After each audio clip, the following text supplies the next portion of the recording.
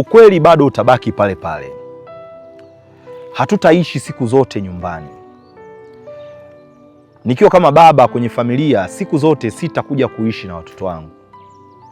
Siku zote sitakuja kuishi nyumba iko na watu wote. Na muda ni mchache sana, 0 mpaka 17, wa kuwepo pale kuhakikisha watoto wanashamiri vizuri. Kuna siku itakuja kutokea sebuleni hakuna mtu. Huko tunakokwenda huko itakuja kutokea kuna siku unajipikia chakula peke yako.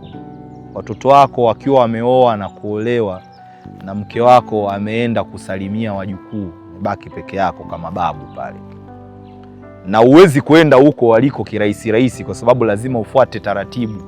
Uwezi kwenda kwenye nyumba za watu.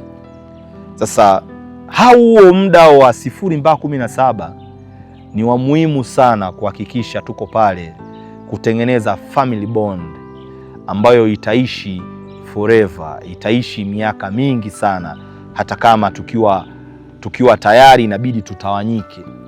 Tutakumbuka kupigiana simu kwa sababu tunakumbuka moment za kuwa pamoja. Tunasema hizi moment ndogo tunazihifadhi ili tuweza kucherish moment. Tutapigiwa simu kwa kuwa tumekumbukwa kwenye mambo tuliyofanya wakiwa na miaka 5. Walitukumbuka wakati tukiwa tunawasomesha. Walitukumbuka wakati tukiwa tunawasaidia hesabu pale nyumbani jioni. Huu muda ni wa muhimu sana. Tunatamani wazazi wengi waweze kuupata. Ukitoka kazini, rudi nyumbani. Usibaki kuangalia mipira usiku na watoto wako nyumbani wanakusubiri. Rudi nyumbani watoto wamelala. Tuna muda mchache sana, 0 mpaka 17, kuonyesha kwa nini tumekuwa wazazi kwao.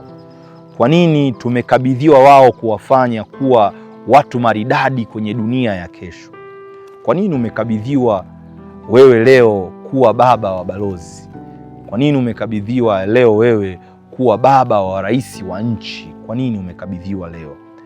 Tushamirishe watoto ambao tuko nao kwa kuwepo pale, kwa sababu inaongeza mnyumbuko wa maana na maana maisha inakuwepo. Kama hakuna ulazima, tusipige sana simu, tuwepo pale kuhakikisha wanakuwa, na tushuhudie mambo mazuri pia ambao nao wanayo, watupe surprise wanapozidi kuwa wakubwa, wakiwa tayari wameshashamirishwa kwa kuwa tulikopo nao katika 0 mpaka 17.